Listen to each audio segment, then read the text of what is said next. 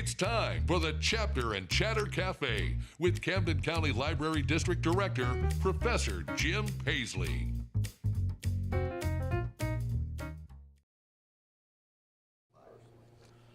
Good morning. Hey, how you doing? Good, how are you? Welcome to this month's edition of Chapter and Chatter. This is going to be a dandy. A dandy. We got all kinds of interesting things to talk about this morning. And we were talking about transportation last month. I was going to say I got my horse last month. That's so we're exactly good. Right. And, you know, I thought as we dive into this, there was more and more information that dealt with things like roads, and we didn't even get to airplanes and all the rest of the good stuff. Planes, trains, and automobiles? Yes, planes, trains, and automobiles.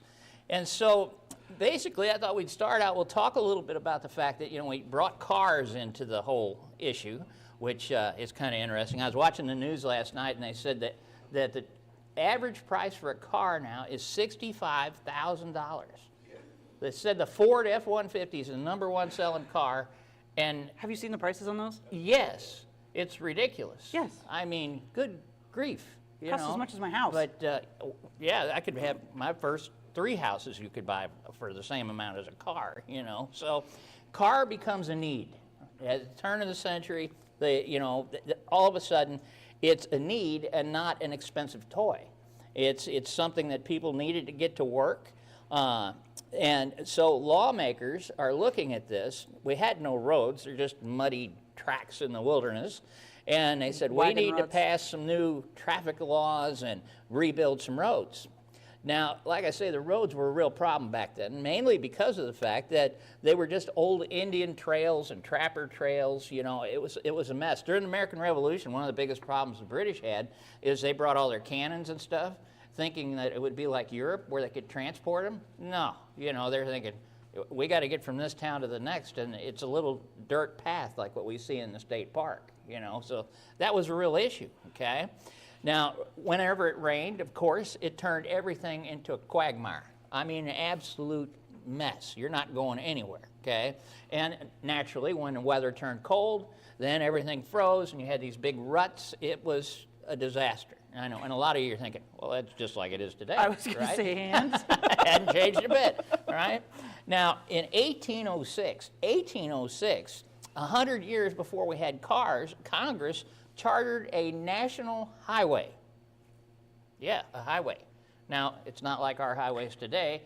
A national highway then was roll the big rocks out of the way and, you know, maybe, throw some logs down where you can get through the quagmire spots, that sort of thing. It really wasn't a highway, but it was clearing the way so there was a path. You at least knew this is how you get from here to here.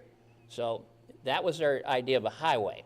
And it was going to be built with federal cash. Now, this is going to be a key topic here as we go through this. Federal cash for highways, right? Now, waterborne traffic, it was uncertain and dangerous. And again, in the winter months, you know, it's great when you had all these canals we talked about. But in the wintertime, when everything froze, now what do you do, right? So ice skates. Yes, you know, you had a seasonal traffic, if you will. Now, basically, Americans were aware that transportation network would increase land values and it would help the economy, and it was also good from a military strategy, but we just didn't have the funding. Okay, there wasn't any federal highway trust fund or anything like that, you know, and good luck trying to get taxes out of anybody, right? Now, what happens is they decide to build this Philadelphia-Lancaster turnpike. I think we've got yeah, there it is. You can see Philadelphia, Lancaster, this little line there. And basically, it was supposed to be a paved highway across 62-mile stretch between Philadelphia and Lancaster, Pennsylvania. Now, here's the problem. Again, it's mud, it's dirt, it's terrible. It's an old Indian trail. And along comes a guy by the name of John McAdam, okay? Now, I actually worked for the highway department at one point. Don't hold that against me. But bottom line is this guy, John McAdam, he was a Scottish engineer. And he came up with a brilliant idea of, you know, with all this mud and everything, why don't we take a bunch of rocks and pave the road with rocks? okay? So their idea of a highway is what we call a gravel road today, all right? And it wasn't even good gravel road. Again, you guys are thinking, drive my gravel road, you'll see what I'm talking about. But bottom line is it was a road covered with small stones, all right? And for some reason, it was McAdam that did it, and I've heard the terminology McAdam, and that's what they're talking about. It's laying gravel down for a new road.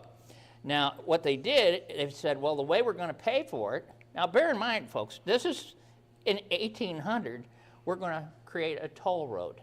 Oh boy, right? And you can see where that's gone, right? And so they're going to use a toll road to pay for the construction. And they called it a turnpike. Now, some of you have been on a turnpike before.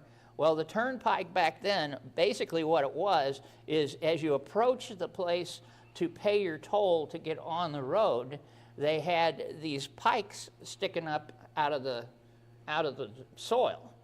And they would turn around and they had a way to drag the pikes out of the way after you paid your toll, and then they would swing them back in place. They didn't have an arm. They literally had big pikes sticking up, okay? And so when you paid your toll, then they would turn the pikes. That's where turnpike came from. Ta-da! Yeah, if you learn nothing else today, right? So is that kind of like the turnstiles over in England? Well, it's kind of like, some of you have been to one of these, have you ever gone to one of the, I don't know, some of the big garages in the cities and stuff? They got that thing you roll across, and it actually has pikes that come up in it, stop you. Same kind of principle, all right? Well, they completed the Lancaster Turnpike, and it lasted for 20 years, okay? Now, in 1821, now 1821 is the same year that we became a state, to give you an idea of the time frame, all right? There were nearly 4,000 miles of turnpikes that had been completed. Now, again, these are privately funded through the fees that you paid to get on them, all right?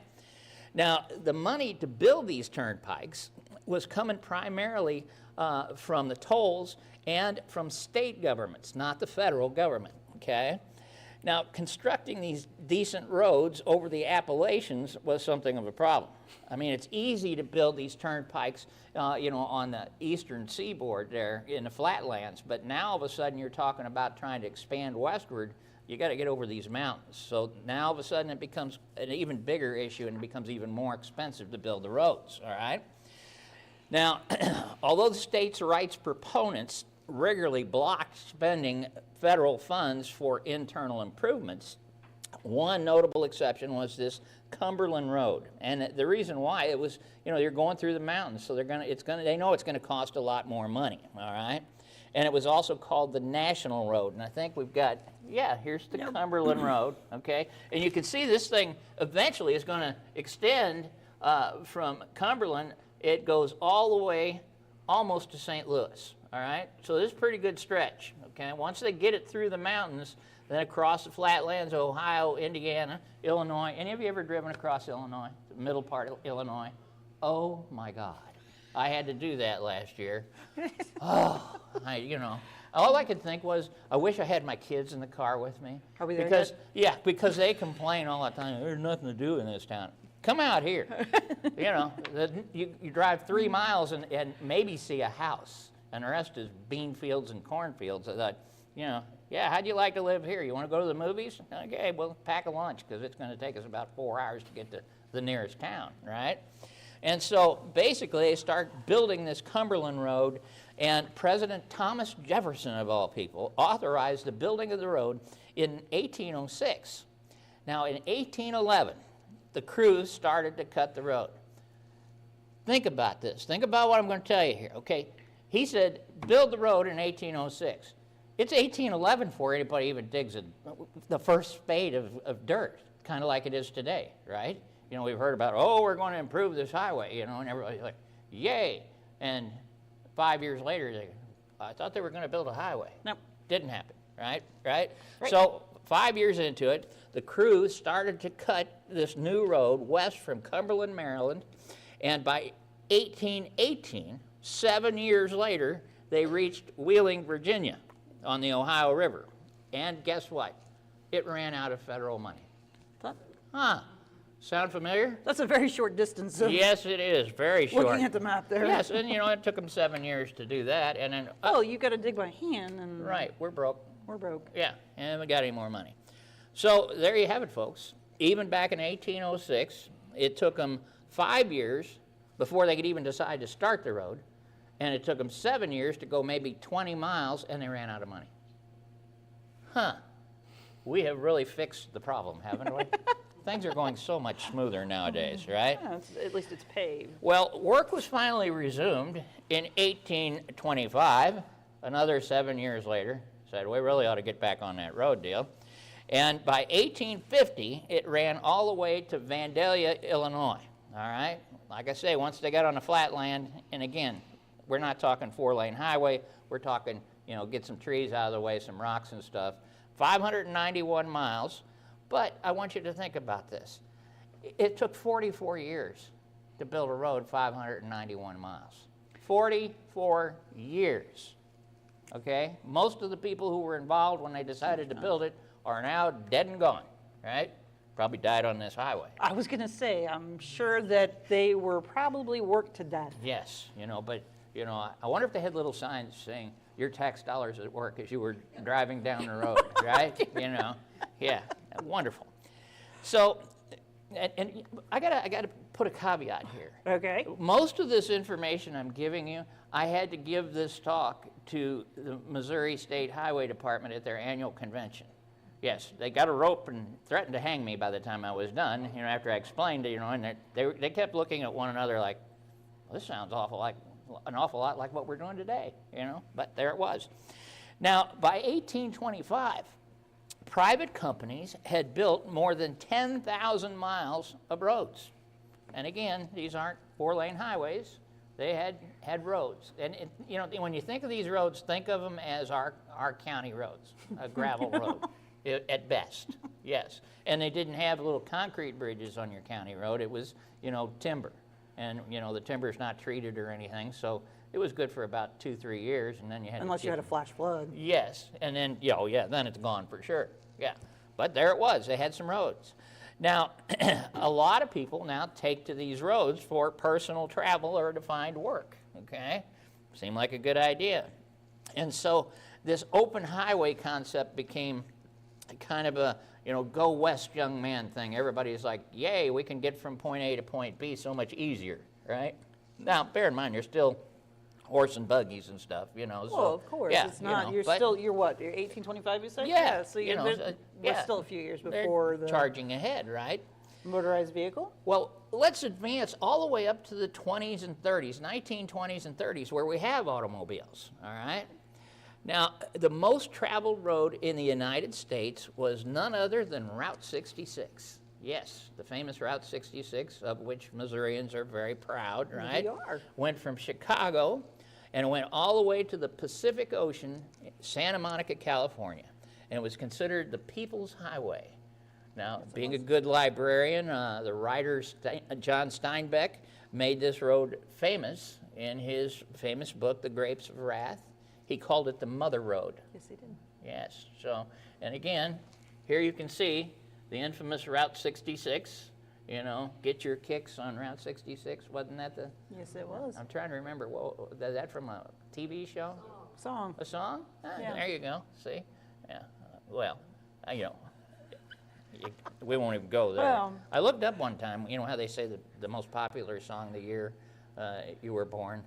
You know what mine was? How much is that doggy in the window? Wow, I feel old. Yeah, my grandkids were real impressed with that. They said, what? I said, Did you play it for them? I played it for them. They thought They weren't more impressed then? They thought that was hilarious, yeah. They were thinking maybe Beatles or something. Yeah, No, it's much worse than that. So, yeah. So, bottom line is, people started moving west on this road, this Route 66 road, looking for work, during the Great Depression and all, and that's where your book, The Grapes of Wrath, comes from, right? Now, when World War II ended, now we're going to see some big changes. War ends in 1945, and the soldiers all came home, and they started their families and all, and businesses started to move out to the edges of the cities. We get the suburbs, if you will. all right? And naturally, we're going to have roads that will service the people traveling from the suburbs into downtown to work and then back out again, all right? And so as these communities started to grow, we start to see more cars, we see people with bicycles, we see motorcycles come on the scene, and buses also became very popular, okay? So different means of transportation come to the forefront, all right? Now, the movement of people away from the city centers led to the weakening of the downtown areas. So now, all of a sudden, the city leaders said, we got to come up with some sort of way to keep people in the city and keep them all from moving out of the towns. And they came up with this idea of subways, all right, which is pretty fascinating when you think about the engineering involved in doing this. And they became real popular during the 1950s, and some of these places were extravagant. I was going to say, that's beautiful. Oh, yeah. I mean, all the tile work and everything, just unbelievable. And some people had enough money to ride on the newest form of transportation, the airplane. Yeah. I know. And this was, yeah, I know. Yeah, even today, right? Yep. Now, this is where it gets kind of interesting again, because the federal government's actively involved in all of this. The airmail would have, really airplanes, the air transportation probably would have never made it had it not been for the fact that the federal government came in and subsidized the development of the airline industry. And the reason they did it was for mail. Just like the railroads were transporting mail early on, and oh God, I shouldn't say this, but I can remember as the trains went through town, they'd have a sack of mail hanging off a pole off to the side, and a guy would stick a pole out and grab the mail and pull it into the train as they went along, okay? Well, now they come up with, it's still taking forever with the mail, and so they decided, okay, maybe we can, this newfangled invention, this airplane, we might be able to do airmail. Now, it all started with these two brothers, Orville and Wilbur Wright, and they created the first motor-driven airplane. There we go. And what's interesting about this, first off, the one brother, look at this poor guy sitting here. I don't think he's doing anything other than hanging on for dear life, right? His other brother's going, this is going to work, right? Yeah, you go first. Yeah, exactly. And what I find fascinating about this is these guys built bicycles, all right? And if you look in the background here, look at these sprockets. That come right off of your Schwinn, folks, So he took the parts from the bicycle, and it's even got the chain going up here, see it, And, then I think to myself how many times I had to fix the chain on my bicycle, right?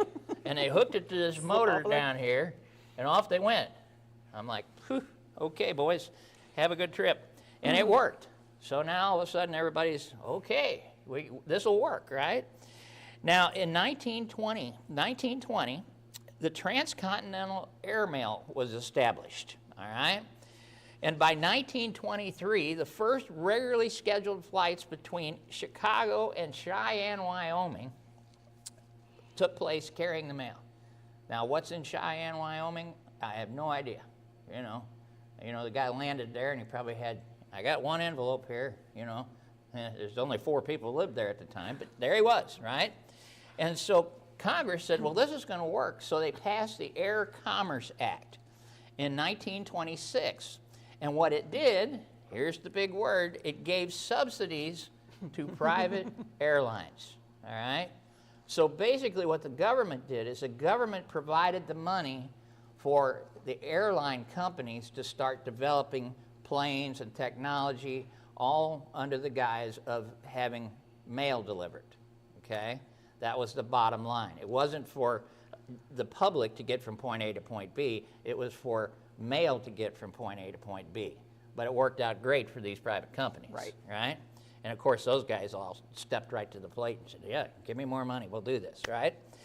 Now, of all things, in May of 1927, a fellow that we all know, Charles Lindbergh, made his first solo flight from New York to Paris. Now, a lot of people said, really, that's the first time anybody flew across the Atlantic? No, it wasn't. it's the first time somebody did it by themselves. That was his claim to fame. We had planes that were actually making the trip, but they had a crew, okay? And they were multi-engine craft and so on and so forth. It was Charles Lindbergh, turns his hat on backwards and said, watch this, and off he goes, right? And sure enough, he made the first transcontinental trip between New York and Paris. And then, God, we could do a whole show on that guy. He was something else. That's something that maybe... Yeah, possibility. Yeah, that would be interesting.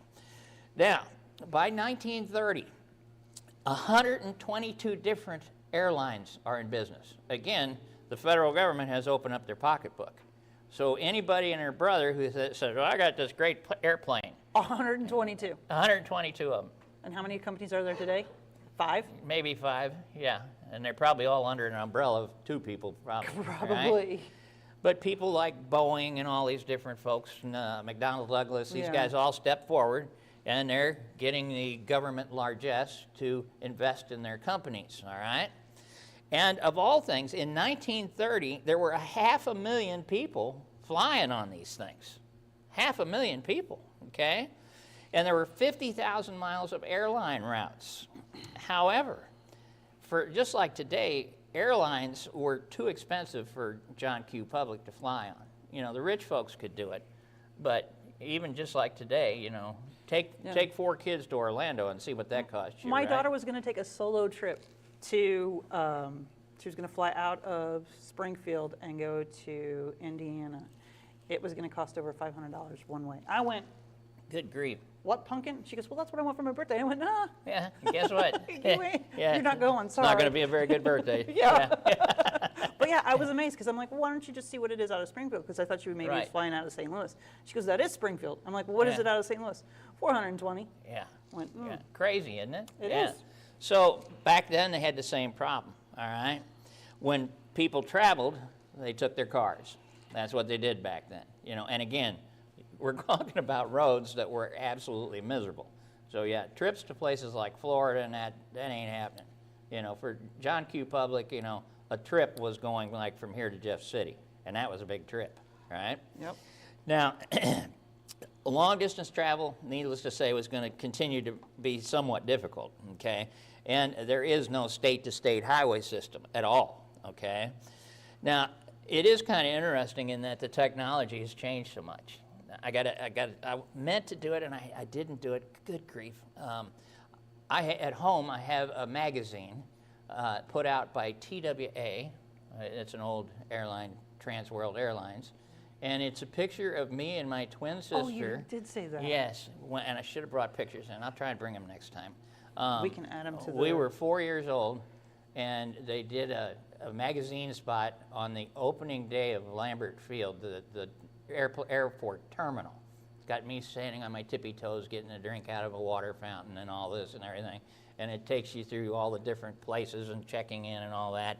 And then shows us getting on one of those Constellation planes that had the 3 tails on the back of it. Again, I showed that to my grandkids and they're like, dear God, how old are you, man? But, and it was funny because I was explaining to them when you got on the plane back then, the parents, they handed each of them a pack of cigarettes. Now it says no smoking on the plane. I'm thinking, I know, but yeah, they gave you cigarettes when you got on.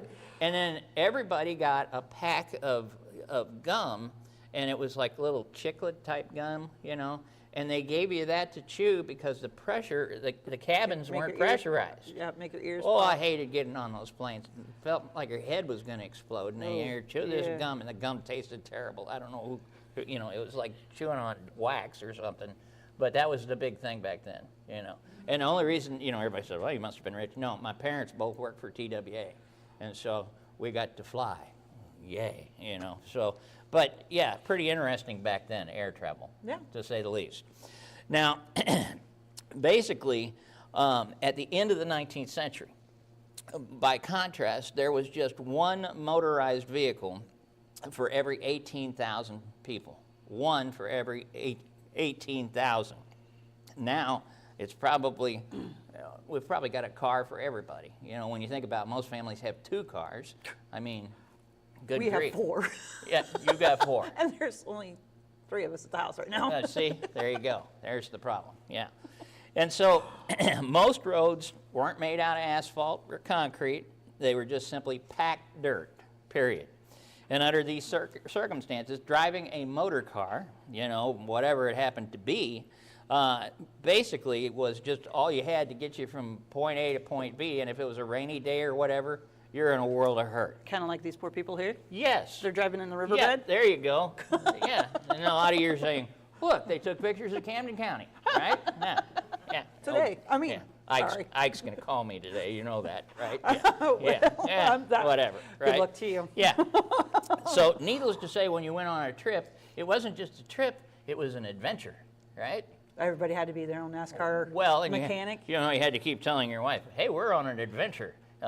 Get out and push, right?" Yeah, we're in And she trouble. goes, "Yeah, Yeah. you right. push, I'll There you go. motor." There you go. A lot of probably interesting conversations on those trips. I'm sure right? there was. Yes.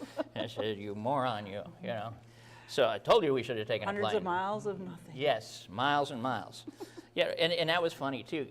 I'm old enough, I can remember when we'd go on a trip, you'd pull off to a roadside park and have a lunch. You know, peanut butter sandwiches or whatever, and you thought, well, this is really cool, you know. In the meantime, Mom and Dad are looking at each other like, I'm going to kill you, right? Yeah. But there it was. Now, outside the cities and towns, there were almost no gas stations. You know, that's another thing. You know, automobiles brought all kinds of industry along with them. You know, auto repair shops and tire shops and all this stuff. You know, drive down the road right now, you can see about every third business has something to do with driving and cars and whatever, right?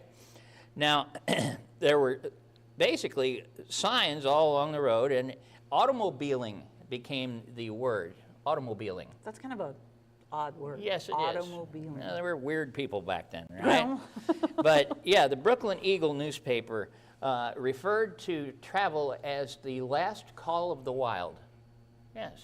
So there you go. You know, like I say, it wasn't like today you just hop in your car and think I'm going to drive down to Lebanon. Actually, oh no, this was a trip. Actually, you know, he could probably be right, but there was some new things out there. We were watching something last night on YouTube, and it is a motorcycle. It's built for one, but it is not your traditional motorcycle. It is actually done. It's not jet propulsion. It was, oh my goodness, I can't remember what kind of motors it was, but it would actually fly, and you could. But it's over in like Norway or. You know, we were just talking about traffic before we started here. Can you imagine if we turned everybody loose in planes and just go however you want? The Jetsons, yes. They didn't show all the people who got killed on the Jetsons zipping around in those things, right? You know, how are you going to regulate that? But I just thought that was kind of interesting that there is some, you know, I mean, it was motoring right along, and what did it say it could do? And this is kilometers, so it was like 200 kilometers an hour. And I was like, what? Nope. Ain't happening. No, that's kind of what I thought. But I thought it was pretty interesting. Yeah. That, you know, and then you have the self-driving cars, and then you have, what was it? One of the self-driving cars got pulled over by the police for making an illegal U-turn. What's going to happen is it'll get pulled over by a self-driving police car. Well, that's the thing. The cop couldn't write it a ticket because nobody was driving it. I like that. Yeah. I have to try that. So, Maybe, I don't have a self-driving car, but if I get pulled over, I'll jump in the back seat. And it was driving itself. It wasn't me, right? Yeah, it's worth a shot, right? Now, I think it'd be more interesting to see you try to jump in the back seat. Well, yeah, there would be the other problem, you know. So we got all these drivers, and we got terrible roads. And like I say, building the roads is really expensive, all right? So who's going to pay the bills? In most cities and towns, mass transit, streetcars, subways, elevated trains, it really wasn't truly public transportation. Instead, it was usually built and operated by private companies, okay? And they made this huge infrastructure investments in order to keep these sort of things going. I used to ride the streetcar all the time in St. Louis. See, I guess growing up around here, I'm like streetcar, public transit, what? Right. That was Exactly. walking on my own 2 legs up on the square. That's riding my bike in the neighborhood, and then if it was any further distance, Mom had to take me somewhere. Oh, there you go. So. Yeah. Well, our audience, any of you ride streetcars? Yeah. Okay. You know, they gave you these little tokens, you know, and the thing went right down the middle of the road.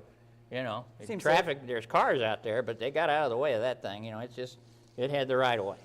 So people are still pushing hard for people to fix the roads so they could take their own cars and go when you want, come when you want, you know, and not have to pay a toll all over the place. So basically, automobile industry starts to grow even more. There's all kinds of car companies, there's tire manufacturers, there's gas station owners, there's people living in the suburbs, and the people and the developers in the suburbs are pushing really hard for these roads because there's no place to build in the city, and so they want to build a subdivision out in the county. It's not going to do any good if you don't have a road to get to it. So you had all these people in the counties are pushing very hard for the federal government to come in and build roads so that, for their own interests, so that they can build their subdivisions and make money. Isn't that kind of like, this kind of goes kind of off tangent, I guess, but isn't it like when they were first building cars, they were steam or they were electric, but because of the oil barons wanting to make that money, that's why everything is gasoline. Because even now, you know, you have electric cars. Oh yeah. Back then you did too, but because of... Are you saying the oil companies make money? No, hand over fist. Yeah. I mean... Yeah. Well, yeah, I haven't quite figured out how... That, you know, we're that really was one of lucky. the Our things- gas here is a lot cheaper than it is in Colombia. Yes, yes. I haven't figured that out. 40 cents difference? You Is know, it quite that much? 40 cents. 40 yeah. cents? I'm thinking, what in the world? Yeah.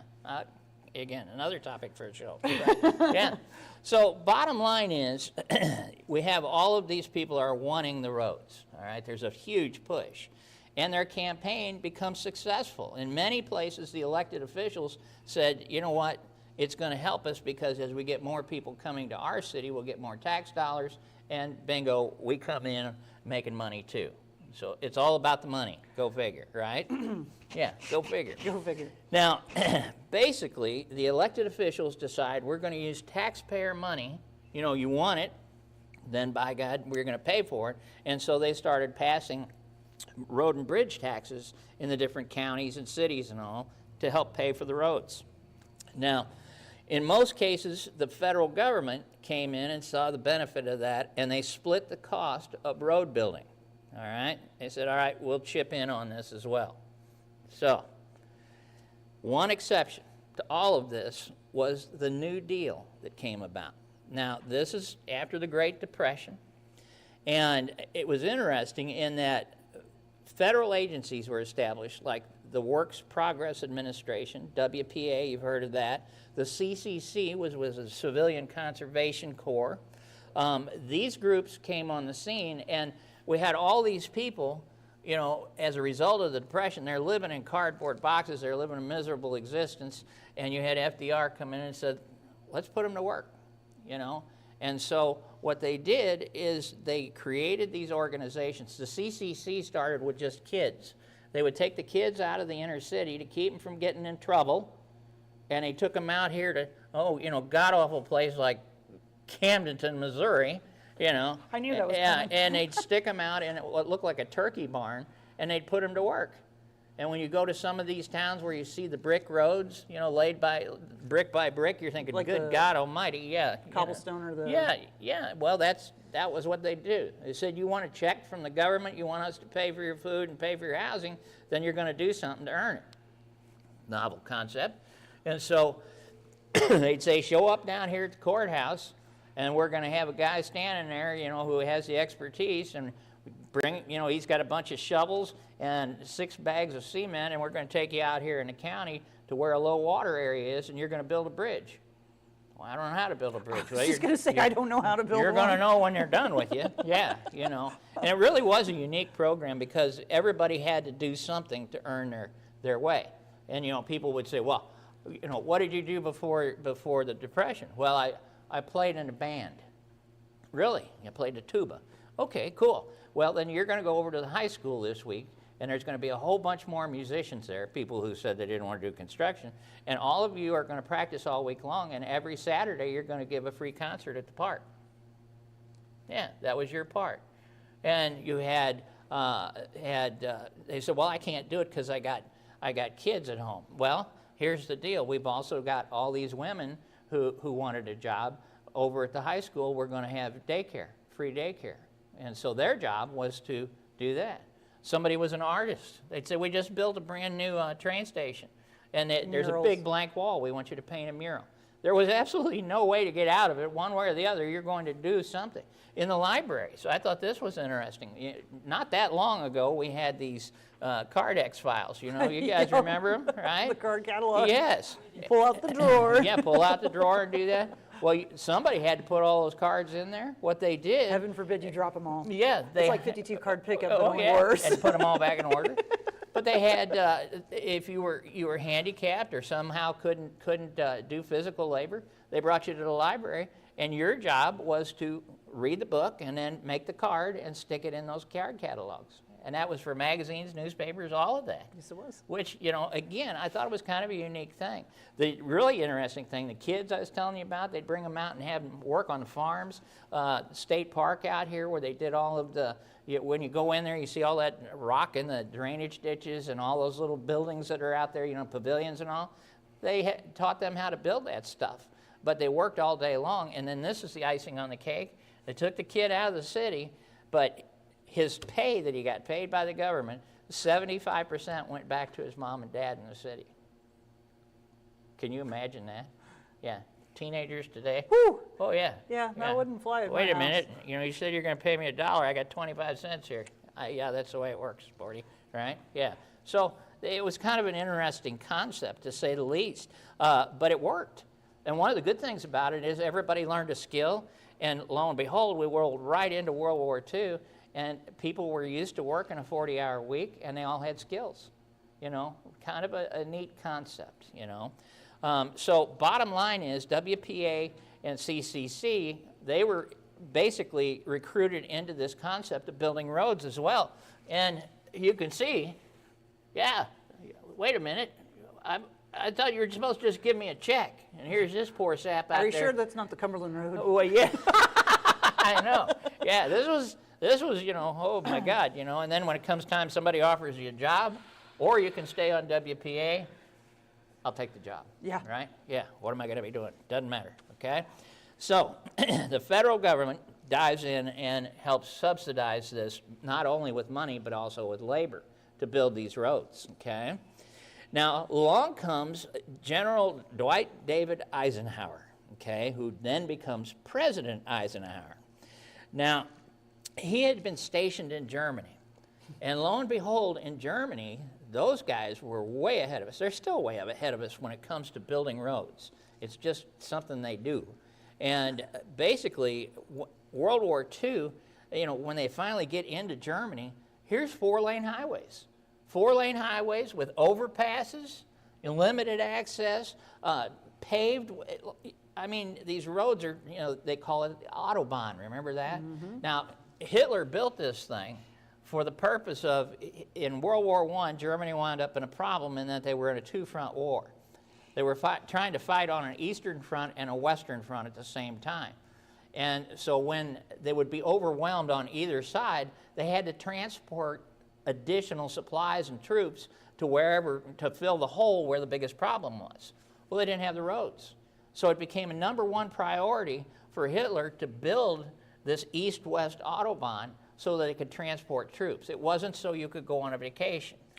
Yeah, but the citizens wind up getting to use it too. But that was the whole idea. And even today, you don't think about it, our interstate system, what drove this, Eisenhower came back from the war and said, good grief, if we ever had to get in a situation where we're fighting on our west coast and our east coast, or north and south, we don't have the roads for this. There's no way to do this. And so that was the driving force behind building an interstate system. Okay, so I have kind of a quick question about the interstate system. Is it true, since how you work with the state, that they have to have so many miles of straight to land a plane on? Yes. Is it true? It is true. If you look, the stretch from Meads Flats up here on 54 that goes to Eldon, that big long flat area up there, there's no power lines across that. That is designated as a place to land planes. And there's another one up by Brazito. Yep. And basically, if you look on the interstate system, there are sections that are designated where you can't have anything aerial across the road. They are designs for in times of war that we can land planes. Yeah, go figure. The whole purpose of building it was to move troops and supplies. not for you to Right. go, not for you to go to Disney World. Oh, come on. I know, but that's what happened, okay? And so they decided to create our own Autobahn here in the United States. And after he became president in 1953, he was bound and determined that he's going to build these highways. And, you know, the lawmakers have been talking about it for years, but he said, we're actually going to do it. Yeah, you know. Now, June 29th of 1956, Dwight David Eisenhower signed the Federal Aid Highway Act, okay? And lo and behold, the bill created a 41,000-mile national system of interstate highway and they called it interstate and defense highways. It was right in there, defense highways, okay? And so basically, these highways, according to Eisenhower, would eliminate all these unsafe roads. It would create these you know, eliminate traffic jams in these cities and all, because they'd bypassed a lot of the cities, and basically create this safe transcontinental system of travel, all right? Mm-hmm. And, you know, there's a typical example, and there's Eisenhower down there signing the paper, and then there's a quote there, if we are ever to solve our mounting traffic problem, the whole interstate system must be authorized as one project to be completed approximately within the specified time. I like that approximate. Approximately. In a specified time, yes. Okay, you know, he's quick to note that yeah, one. he's still thinking of the Pennsylvania Turnpike, Yep. you know, 45 years later, right? Now, basically, he said, and here again, my generation, in grade school, we had to crawl under our desk when a nuclear attack was coming. You know. I got another question. How would that save you? Well, you going to question the nun? Well, She's no, got I'm that just big saying ruler. I'm Are you just kidding saying, me? Because like even when I was in school, Oh, if there was an earthquake, you crawled underneath your desk. Yeah, well, or there was a tornado, little you crawled Johnny underneath spent the time in desk. the corner for asking a So question just like that. What are those desks made of? You don't ask. I've got one at home just in case, though. I used to have one. I don't know if I do anymore. Oh, or you not, need to but keep anyway. that. Yep, It might have gotten stolen. It will act as a fallout shelter when you need it. Yes. All Iron right. curtain comes down. Perfect. So, bottom line is that he said this is going to be great if, in case of a nuclear attack, we can evacuate the cities quickly. All right. So again, think about this. He's building this system. Everybody's thinking, "Oh, this is great. I can get out to my, you know, from the county into the city and shop and do all this Christmas shopping and everything else." No, that wasn't his intent at all. Right. So, for all of these reasons, in 1956, the law declared that the construction of an elaborate expressway system was essential to the national interest. That's where it came from. Essential. Yes, it's essential.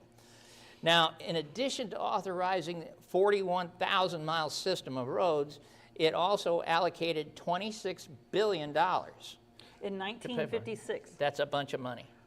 Yes. I wouldn't even want to try to compute what that is today. Oh, my God, I'd hate to think. I don't think I can count that high. That's right. Well, I know I can't count that. I don't think I could say what it was. Yes, huge amount of money. Huge. You know, and it would have been interesting. I guess I should have paid more attention to my parents when they talked about it. But you know, it was like, really?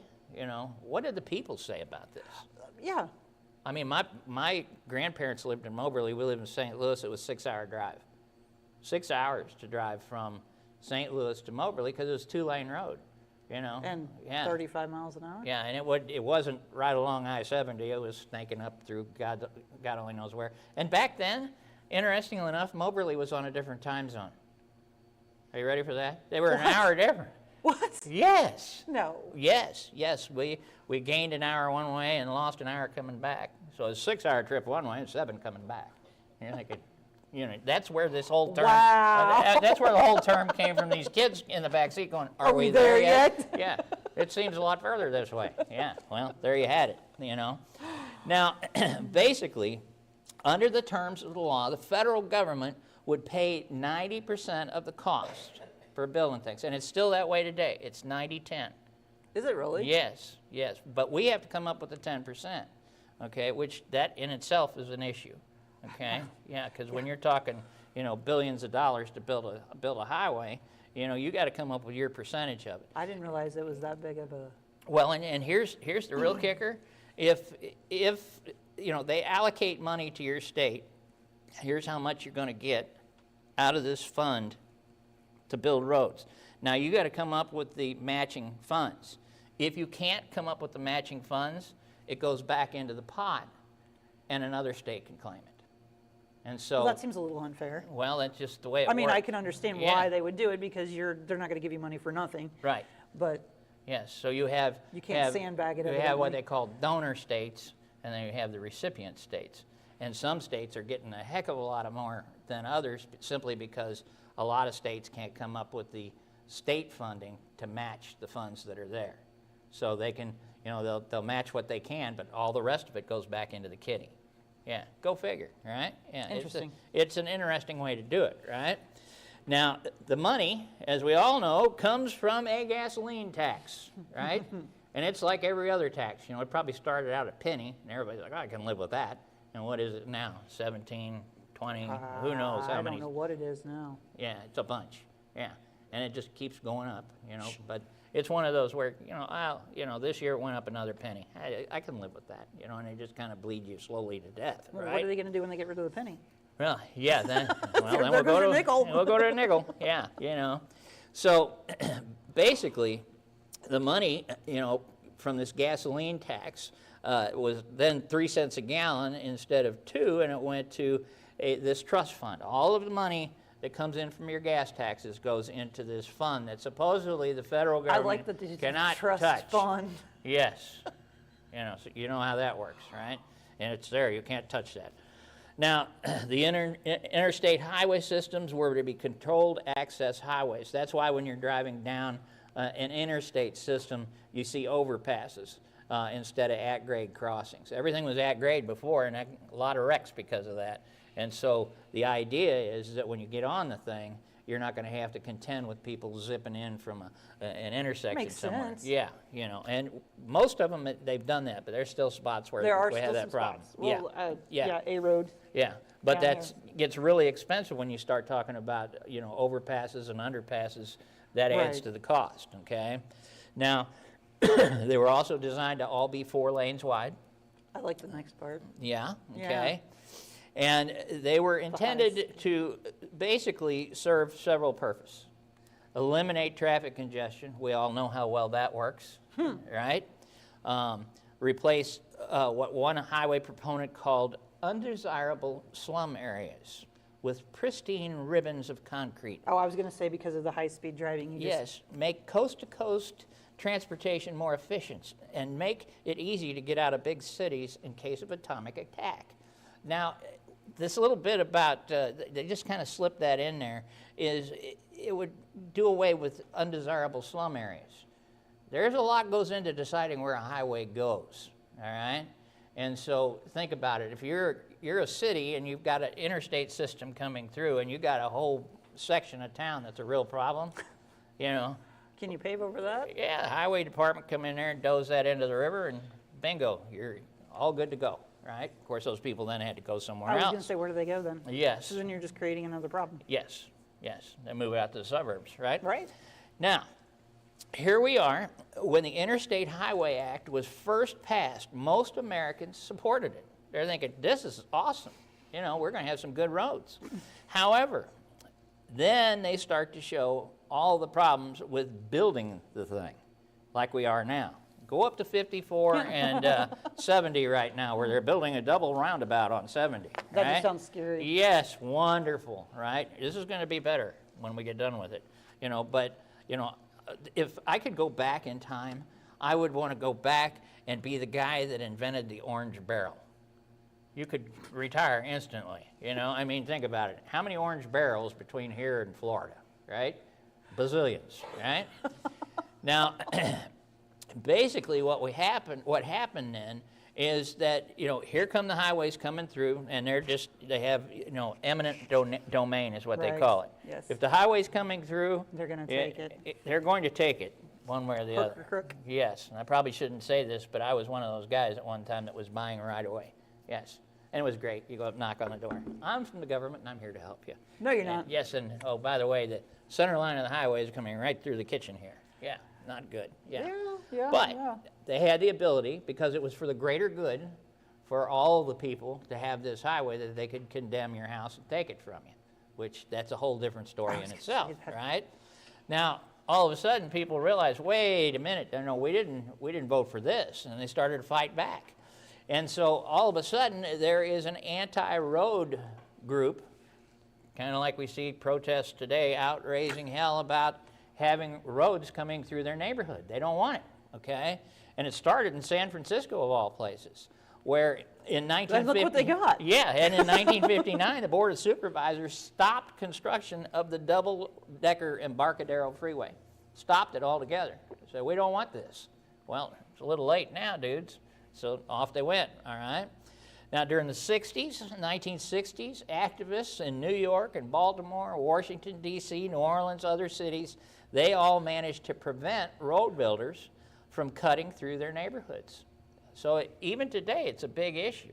Where are you going to put this thing? Right, You know, I and- can kind of see that. Yeah, and believe it or not, you know, one of the big things now is, you know, they'll do an aerial reconnaissance where they want to run the road, and they will intentionally try not to go through certain areas. They find that worst acreage they can find down, you know, through the brush and everything. They do try and do that, but what they've run into is people realize that the federal government is going to be paying the bill, and so when you come to this, like this ditch over here next to the library, that you couldn't build anything if you wanted to. Nope. Somebody else comes in there, owns that property, and they file with the county courthouse that they're putting in a subdivision or a Holiday Inn. Now all of a sudden your $500 an acre property is, yeah, so it's all another big game, to say the least, all right? Now, what happened was when these activists stopped the roads, you know, they literally built 4-lane highways that just stopped. It didn't go any further. And so people started referring to them as roads to nowhere. With a sidewalk in. Yeah, you put a sidewalk in and that was it. Now, in a lot of places they did build the highways as planned. Now, major work on the Interstate Highway System was completed around 1990. So we're talking 1953 to 1990 at a cost of more than $100 billion. Like I say, go with modern times, right? Yeah. The original budget, bear in mind, I told you was $26 billion, and we spent $100 billion, which all in all, nowadays, that's probably pretty good, right? Yeah, government markup. And it has done more than simply make a trip to see the family in another state easier. It's also led to the rise of the trucking industry. That's true. Because, you know, almost everything Coast to goes by coast. trucks. If we didn't have those interstate systems, you know, especially when you live in rural areas like we do, we'd be in a world of hurt. If you don't have a rail system or a water system, yeah. So, you know, all of a sudden this changed everything as far as where populations could actually grow because they had access to all the goods that could come in, all right? And, you know, here you can see the good old days, them laying the 4-lane highway, all right? Now, the American transportation system started with horses and boats, right? It now includes everything from container trucks to airplanes, motorcycles, you name it. Everything's moving on our system, okay? A lot of people are still to this day struggling with the traffic problems. That's what we see all the time. You know, they're talking about what are we going to do here at 5 and 54. You know, again, even though you build the system, as more and more people enter into using the Well, system. and that's even just like we were talking about this morning coming in because of the school traffic. Right. It's a 2-lane highway. How are you going to and fix it's that? Right. You know, and what's that going to cost? Right? Well, and that's So one of that's the a things they huge- talked about, huge putting a light issue. up here and everything. And, Oh, yeah. and Yeah. it's just going to cost too much to do all that. Right. And it's just more of a pain in the butt than it is anything else. But there's always roundabouts. Oh, God, don't even go the roundabout route, right? Right. And so, bottom line is we've built this huge system, yet every day, Americans depend on their transportation system to keep them and our economy up and running, okay? So, and this picture here of one of the old plank roads. That's my driveway. Yeah, you know, and what they did back then is, you know, they didn't have the rock, so they would take and cut timbers, especially on the county roads, and they would lay them like this, and then they would put a thin layer of dirt or whatever over it, but then when it rained, it kept you from sinking. But a lot of times, even today, when you're driving down your county road and you're going along and all The of a sudden, washboard? like that, that's what it is. If you dig down, you're going to see it was an old plank road. there's logs underneath that road, and that's what's making you bounce like that. Isn't that I crazy? just figured it was the grader skipping down the road. No, grader skips too when it's on it. Yeah, that stuff is some kind of hard.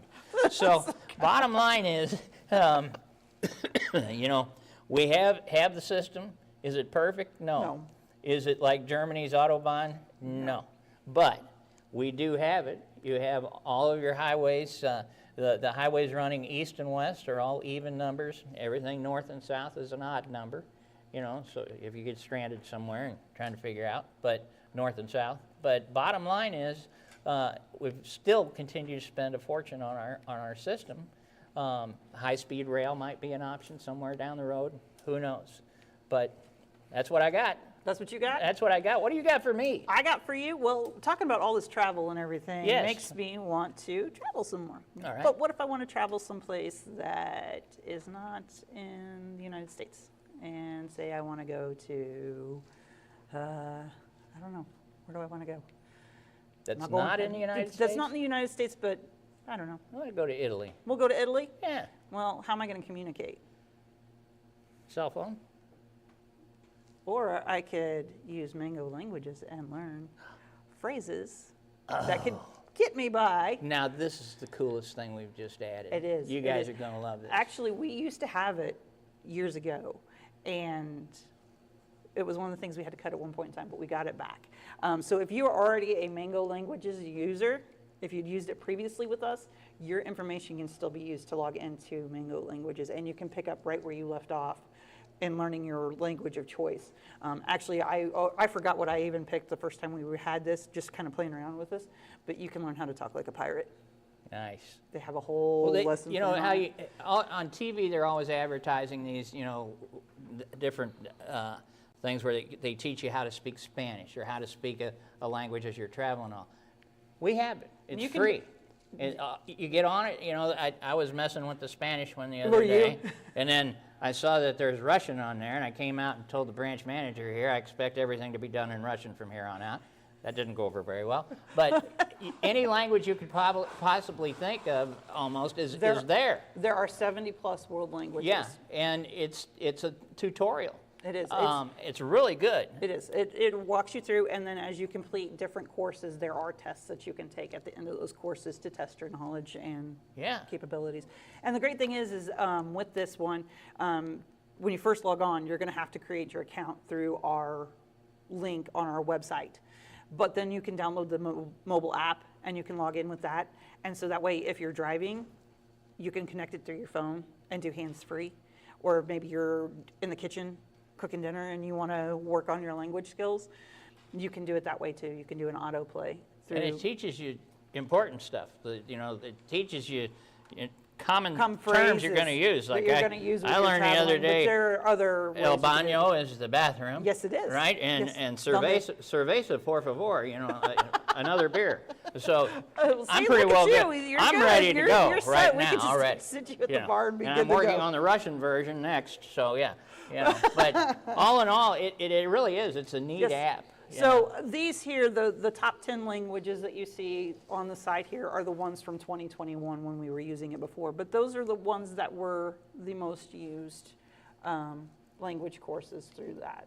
So I encourage everybody to try it out, see what it's all about. It beats the heck out of having Jose Salgado teach you Spanish like I had in high school.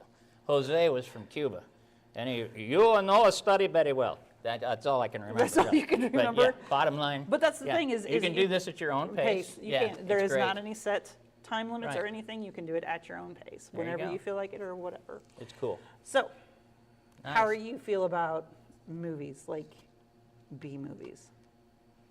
Now you're going to really drag me down the path. I'm just huh? saying. Well, you know, I watch a lot of movies. You'll watch a lot of movies. yeah. Some not so great. Yeah, Some you're some thinking, not so how good. how did this become a?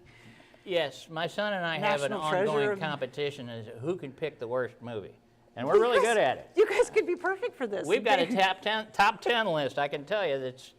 We look at each other afterwards and think, "You picked that one, dude." Yeah. Well, that's You know. great because then you guys could go to Osage Beach and do the Offense to Good Sense, a celebration of trash cinema. So they're Nice. going to be talking about those kind of movies that are like, yeah, what is everybody talking about this movie? But it's so bad that it's Oh, good. I've got a list I can give you. Well, see, there you Yes, go. Just I I love would that. be pleased Yeah. to hear you You say think, that. well, there's 2 hours of my Why life. is it good? Well, and then So- you got to watch it again. And then you do have to watch it again, and then it becomes like a cult classic. Well, yeah, then you tell everybody else, and they watch it, and they think, well, that was the worst movie I ever saw. Well, But then they go watch it again. yes, exactly. I have a couple of those, and my husband did one the Yes, other day, and there I'm you like, go. we watched this one. I said I didn't like it the first time. He goes, well, I don't remember it. And I said, because you fell asleep. Yeah. Well, I like to watch a lot of old war movies, and we picked one, and they were on a B-29, and there was a gremlin on the wing, and the gremlin was messing with the plane the whole time. And I thought, really? It was terrible. And it was, Well, see, and it there was, you go. and it was subtitled. Even There, yet. there you go. But it was one of those you got to watch. What's going to happen at the end? Well, you know what was going to happen. You're hooked Yeah, then. they ain't going to make it. Yeah. So there you had it. Yeah. So then for teens, have you ever heard of blackout poetry? Do you know what that is? No. No? So what that is usually they'll take a page out of a book. These are books that they're not taking them off our shelves or anything, but they are ones that have been damaged in some way or something. And they'll take a page out of it, and then they'll black out parts of the wording until they have words that make a poem that resonates with them, just from the words that are on the page. Really? Yeah. So it's kind of neat to see because it almost looks like this here on this picture, where you can see where they've got the blacked out, and you just leave certain words, and it does create. Sometimes it creates a visual, sometimes it creates just a poem. Really? Yeah, it's kind of neat. So that's would for be neat. teens at Cool. the Osage Beach Library on October 24th. Then for teens with Lego building skills, we're Yes. I am still a kid. I will admit I am still a kid because I love to play with Legos, and I buy the kits and all that. So this is kind of right up my alley, but they will be doing a teen Lego building at the Osage Beach Library. And we on provide Saturdays. the Legos? We do provide we have a lot of Legos. We really have a lot of Legos. That we bought them. It's amazing what you can buy through Goodwill. Boxes. I mean, huge boxes, and you buy them by the pound. Really? Don't look for the minifigures in them though, because they pull those out because they bring more money than just the regular Lego bricks. Huh. Yeah. So I can't believe I haven't stepped on a Lego here yet. well, don't go over in the juvenile area because you probably will. But then again, you probably don't walk around here barefoot no, either. no, not yet. All right, the last thing that we have coming up is that we're going to have the Lake Area Wood Carvers here at the Camden Library November 6th. Cool. From 9 to 11. They're just going to come in for a demonstration. So they'll be set up in our meeting room, and they will be having what their current project is that they're working on, be here to answer questions, talk about their skills. We've and- got some real talent in this area. We do. We Yeah. do. It's amazing. Awesome. So, yes. That'll be fun. Yeah. So- Yeah. Cool. Cool. And then we've got our band coming in again today. We do right? have the band coming in today. We have the Bluegrass coming in today. And then Every Thursday. every Thursday from noon to 2. Yeah, they come in here and they're great. They I mean, are if you awesome. haven't come in and seen them, they are amazing. They set up right along here. And Actually, yes, they will take the stage where we're at right yes, now. and they, I mean, they're true musicians. It's one of those, anybody know this song? And I said, yeah, let's do Key of G, and off they go. And it's Well, like 10 of them that maybe you never even heard of it, but they're guys like from the old Denny Hiltons. The Lee Mace. Lee Mace group, all these Yeah. guys come in here. So Denver Golden. they I'm are- trying to think of who else. They're awesome. Yeah. Yes, Yeah. they are very cool to Yeah. come and listen to, and it's amazing. We actually had a tour group in here yesterday, and we were set up for this yesterday, and they kind of looked over here and was kind of shocked why we had everything set up, so I kind of explained it to them. And then I said, well, then after we're done, later in the day, we'll have a bluegrass group in here. They're like, live music? Yeah. And I'm like, yeah, we have live music yeah. in here. Yeah. And So- what's really neat is just last week we had a member of the audience, a young gal, got up and sang with them. She didn't know him at all, and she said, do you know this? And sure, Yep. and off they went. And that was what they were looking for, is to kind of keep that younger generations, Yeah. those younger generations kind of knowing this kind of music, because it would be considered old-timey music. Right. It's bluegrass. It's not something that is really fun. popular today. So Yeah. And they take requests. They do take They requests. asked me, I said, do you know if my nose was full of nickels, I'd blow them all on you? They didn't know that one. But You stumped the band. that's all I got. Good job. Yeah. Yeah. So next month? Next month? Yeah, haven't picked a topic yet. We'll have to find something, right? Well, I think we're a library. I think we can do that. We'll do that. Yeah. I think we can find something to talk about. Thanks so much for joining us. Thank you. I think it was a great session this time. Yes. Now we know all about the highway department. Go out there and get them, folks. All right? All right. Just don't get stuck in traffic. Yeah. Or a You didn't- roundabout. Yeah, you didn't hear it from me. Right. Thanks a lot, folks.